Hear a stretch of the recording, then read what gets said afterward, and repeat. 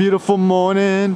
Here's our morning bed. No water. Okay, looks like the sun is back outside. Good news, good news. Okay, so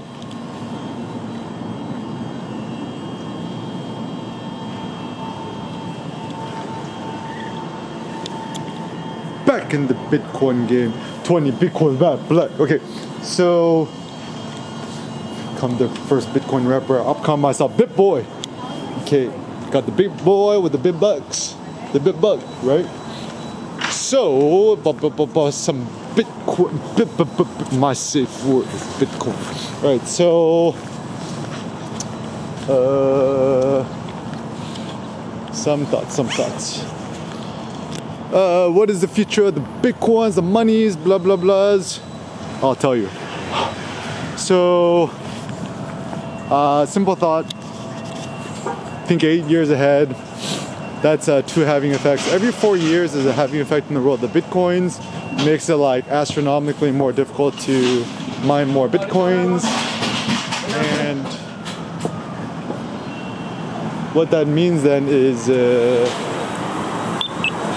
in the future, the Bitcoin's gonna be worth a lot more than they are right now. And so invest in the future is a good, this is honestly the big benefit of having the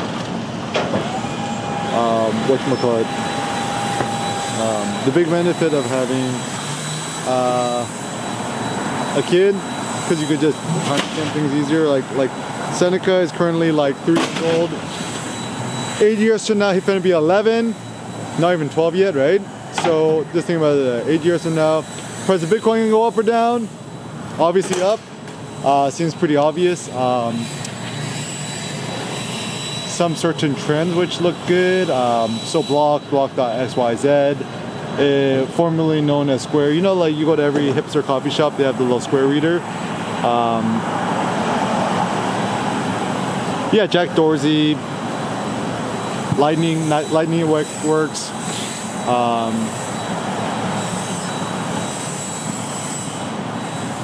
They're starting this new product. It's called BitKey. I mean, like, I'm not that personally interested in it, but it's a good idea. Essentially, Jack Dorsey, the whole team today, right? Same company that brought you Square, the little Square card reader, right? They're producing, and it's gonna come out, essentially like the Square card reader version of like a Bitcoin custodial thingy. And the reason why I like Bitcoin is it's like Kleenex, right? Or like Coke, right? It's like you don't want a soda, you want a Coke, right? You don't want a tissue, you want a Kleenex, right? And like even Swiffer, right? Like Swiffer has become a notion. You don't call it a reusable tire mop thing, you just call it a Swiffer, right?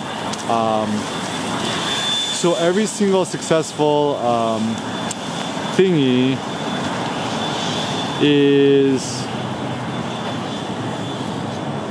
and has good marketing behind it.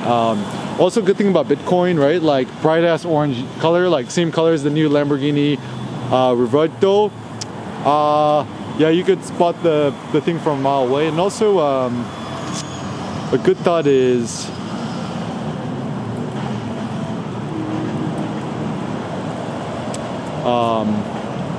everyone knows what a Bitcoin is, right? Like even Sydney's mom knows it. I know what Bitcoin is. That's the fake money, right? So the question then is, what is a Bitcoin worth? I mean, technically it's not really worth anything. It's just another invention. But I still find it very interesting. Like read Galliani's On Money, his treatise on money. It's extremely fascinating because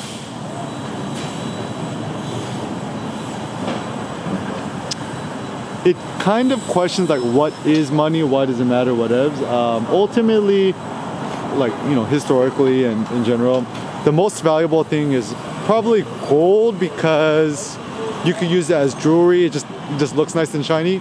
But ultimately what matters more is probably like animals, land, kids, children, slaves, labor, etc. And so Galliani says gold has intrinsic value because it's just beautiful. It makes beautiful jewelry. He says that the primary function of a woman is to appear beautiful, and therefore you adorn her with more gold, she becomes more beautiful, you have kids, whatever, right? So that's his theory. Bitcoin is cool to me because it's sexy and it's, open source. It's pretty radical. Okay, so some other reasons I like it, right? So Satoshi, who is he? Doesn't matter. I don't think it really matters. First, I don't think his Japanese, his English is too good. I lived in Japan for like 6 months, and trust me, you'll never meet a real life Japanese person who's that actually good at English. Therefore, as a consequence, yeah. But anyways, the reason what the original Bitcoins, the papers is the reason why it's so good is that just look at the paper. It's like what, 6 to 8 pages long, right? And typically, that's a very good sign because really good ideas, really great innovations, whatever, need to and must be short, succinct, and to the point. Like even an aphorism, right? Like anything from Heraclitus or the pre-Socratic philosophers, the shorter, more pithy, the more straightforward. Also maybe a good idea to short Rivian stock because looks like everyone's trading in their Rivian trucks at the Toyota dealership, which means that it's probably not a good car. I mean, look at that plastic. It looks so cheap, right? That little piece right there. What? Its price is $75,000. And the funny thing with Rivian, I mean, I think the design looks great, but the problem is nobody has any idea who the founder is, nor does anyone seem to care. Oh my God, this truck is like $120,000. People's kind of foolish. Oh wow, they have a hybrid. $75,000. I didn't know they had a hybrid truck. That's kind of hybrid Tundra. That's kind of cool. Anyways, so so we were talking about Bitcoins. So yeah, everyone knows what it is. Okay, so like. Shout out to my friend Jackson Warren, first Bitcoin ATM innovator from Vancouver's. He's been in the game for a while, it is. And yeah, so the reason why it's like, because people call it crypto, it's called Bitcoins a lot easier. So the Lightning Network, it is. So it kind of is interesting because Cash Money app is like apparently a lot of African American people use the Cash app. And does Jack Dorsey block own Tidal? Maybe, yeah. He's also friends with Jay-Z. Follow Jay-Z. Jay-Z seems to be pretty good. And also the best car right now to get is probably the Toyota GR Yaris Corolla thing. Pretty cool. Looks like the heavy metal, the silver gray color is the best color. And yeah, so follow Jay-Z, in fact, follow Jack Dorsey. So fortunately I got back into the Bitcoin. I got into Bitcoin game at like $6,000 a Bitcoin, and it was considered high at the time. And it was funny because I was tracking Bitcoin ever since I was in Vietnam. And it was like $300 to $600 a Bitcoin. And I think there was like a famous dude who was like, if Bitcoin doesn't hit $1,000, I'm gonna eat my own balls on television or something. Everyone thought it was crazy, and then it went up. So even watching this interview is like, what's his name? Mike Block or somebody who runs the something, right? TBH. I don't even know what that stands for. TBA. I don't know. But anyways. Price go up is not a use case. My hot take is, thinking about the futures, the value of the US dollar is gonna keep steadily going down. Even now, like here in Culver City, right? You can find a decent house for less than $3 million, right? And my take on it is it's not necessarily that houses are becoming more expensive. So let's say it's a $3 million house, right? It's not that the house itself is worth $3 million. It's just $1 million is not what it was $1 million was yesterday, right? So the funny bias is, you remember like when you were a kid and stuff like that, right? It's like, who wants to be a millionaire, right?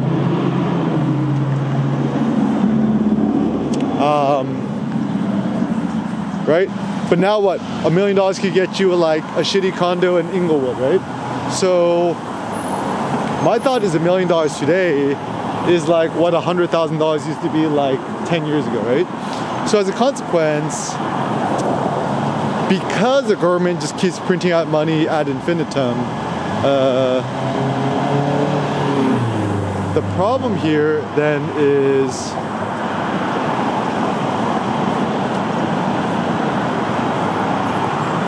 like you just can't get like as much for the dollar as you can. Like I call this the Air Kim beef rib index. So I used to go to the, oh, wow, look at this, drop banana peel,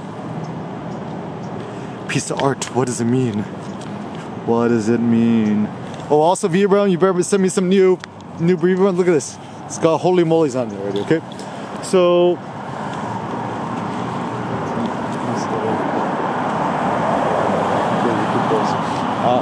The more dance. Okay, so and also build bold, coolest building of all time, right? So yeah, shout out to Irving from Juliet team. Listen to me, give Irving a raise. He's lit. Okay, so and also the Shay's good.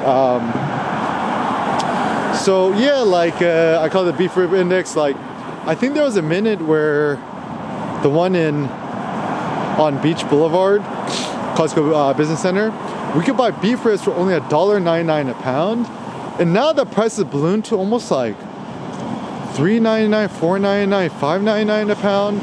So like within the last year, the price of meat, right, beef ribs has doubled, or almost 2.2x, right? So even now, you got $1 million in your bank account, right?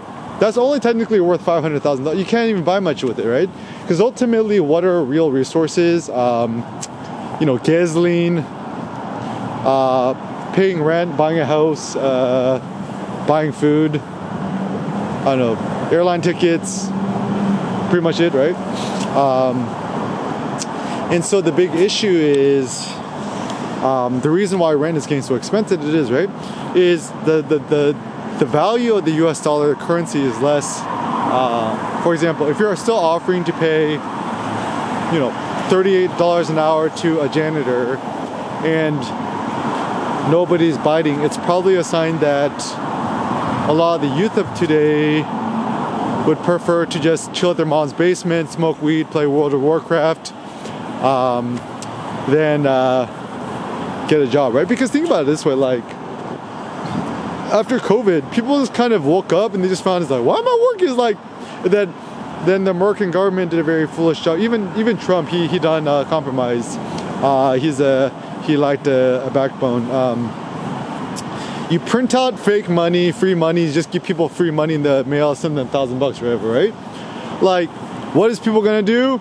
Buy a new iPhone, buy a pair of rims, whatever, right? Something dumb, buy a gaming computer, and just like smoke more weed, watch more Netflix, jerk off to more whatever's, right? And so as a consequence, young people, they ain't motivated no more. Like, what motivation you have to get like some menial labor job doing shit that you don't want to, whereas you could just squat your mom's basement. And once again, and then you see this happening a lot more in Orange County too, like big ass families, more and more people just living under the same roof. Like just super lazy and shit, right? Like even my family-in-law does, right? Big issue is that like you got people in their 20s that is like no my work and stuff like that, right? So my theory, my economic theory is that it has to do with like menial labor wages and the US dollar. it looks like now America is just trying to import more and more labor from like Mexico, whether they're legal or illegal immigrants, whatevs. So what's going to be the future? Honestly, not 100% sure, but certain things which seem true is like higher education, university, college, whatever, right? It seems like a big bubble that's going to burst, honestly. Who's going to be shielded from it? The institutions with the big bucks like UCLA, Berkeley, Stanford, Harvard, Yale, Princeton, Brown, etc. All the other schools are probably just gonna no more Cal State, Fullerton. And the big issue is that people don't understand this. Good morning. Higher education is essentially it's like a luxury good. It's like having a Cartier watch or something like that. And the reason why rich mainland Chinese families send their kids to the States, have them go to Harvard Business School, whatever, is just they could have that fancy Ivy League title to increase the legitimacy or the prestige of the family. Even Asians, right? Like, they are still a very, very scholarly, literati focused culture. So Koreans, mainland Chinese people will still, once again, like, it's much better to have, like, let's say you're a billionaire mainland Chinese person, right? You're not gonna want your kids to go to like Beijing University, right? Like, you want your kid to go to a Harvard or a Yale or Princeton or something, right? Or a Stanford or something. Then to go to the best institution in China, right? So yeah, I think kind of more the prestigious, boutique-y luxury colleges, institutions, universities are going to do good. Yeah, everything else is going to not do so good.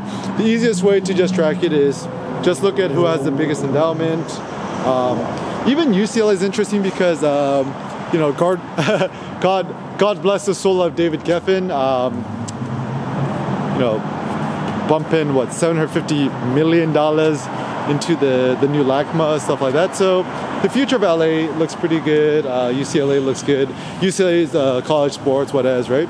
And a lot of really rich people from David Geffen were $10 billion, something like that, right? A lot of really rich people in the entertainment industry, Steven Spielberg's, whatever, right?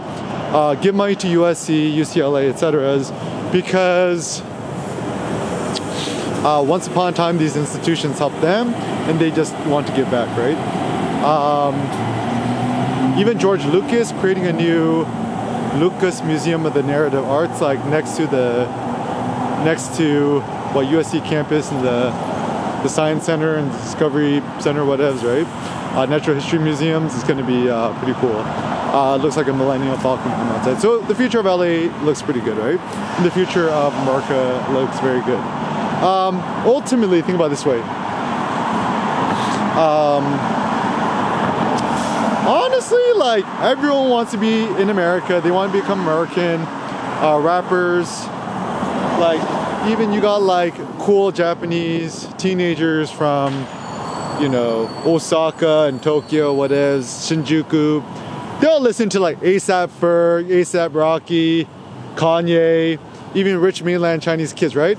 Would you prefer to wear a pair of Yeezys or Balenciagas, or would you prefer to wear the most expensive luxury Chinese good? Like, the reason why China is like maybe like not a threat is all China has going for them is production and pollution.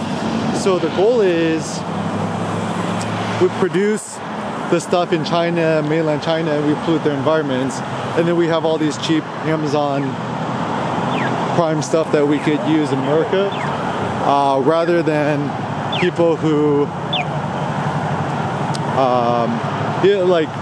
like for example, you don't want to be a trillionaire and live in Beijing because it's very polluted.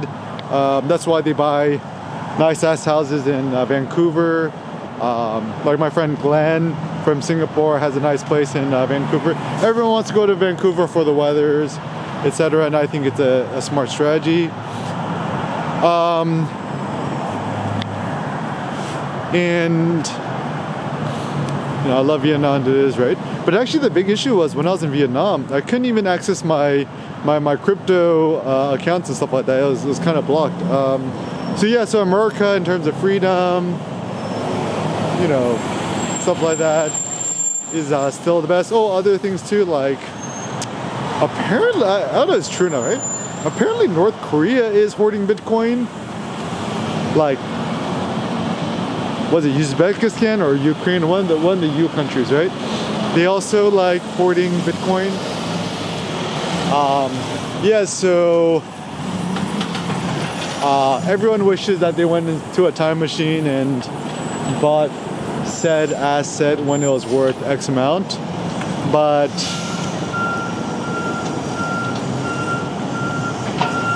nobody ever thinks or considers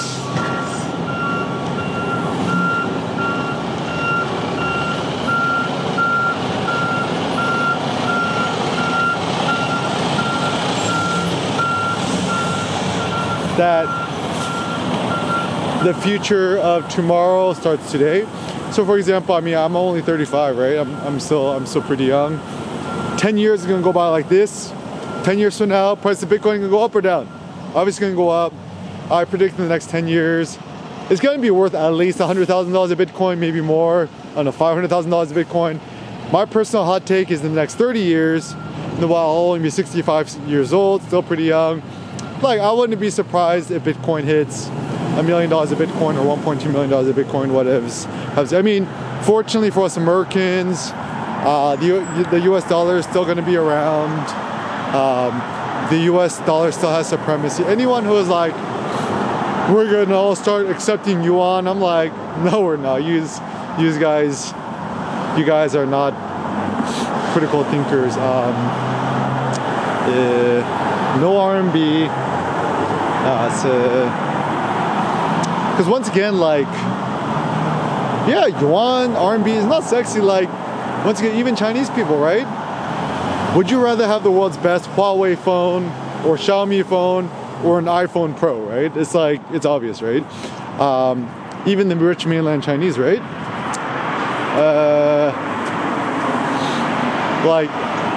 Would you rather drive a Rolls Royce or would you drive the most expensive Chinese car company, right?